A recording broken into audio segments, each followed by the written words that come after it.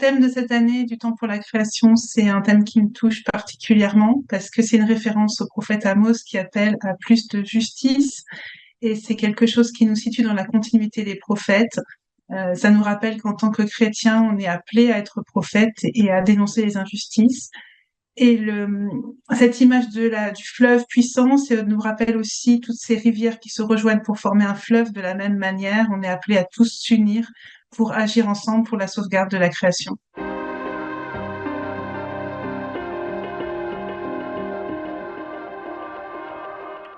Il y a beaucoup de manières d'agir en tant que chrétien et il y a moi ce que je peux voir au sein du mouvement Laudato Si, c'est qu'il y a une grande créativité dans les actions par les animateurs, par les partenaires. Nous, ce qu'on appelle à faire au moment du temps pour la création, c'est de mettre en avant ce thème dans des actions, dans des prières, pendant les messes paroissiales. Et l'autre chose, c'est que on sait que l'action contre le changement climatique, c'est une action qui est urgente, et que ça implique des nouvelles politiques. Et c'est quelque chose que le pape François rappelle dans son message pour la journée de la création. Et donc, on appelle les personnes à prier pour tous les décideurs politiques, pour qu'ils prennent justement ces actions, enfin ces décisions courageuses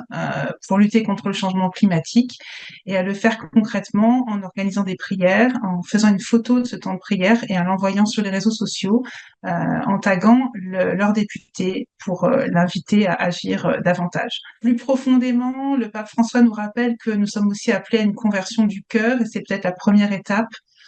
et à voir la création de manière différente, la comprendre comme un don de Dieu. C'est pas quelque chose qu'on peut faire, on peut pas faire n'importe quoi avec la création. Parce que quelque part ça nous appartient pas, c'est quelque chose qui nous est donné,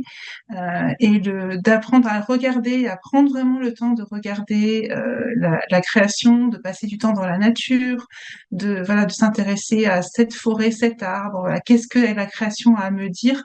Toute cette manière de vivre la foi est quelque chose qui peut être vraiment très très porteur pour nous, et je pense qu'il faut surtout pas séparer l'action très engagée et très urgente contre le changement climatique et la contemplation et le lien avec Dieu, avec la création et avec nos frères et sœurs.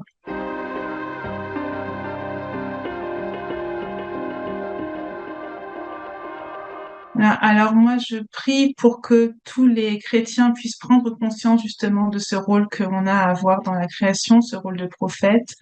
que ce soit un temps nourrissant pour chacun, qui fasse grandir dans la foi,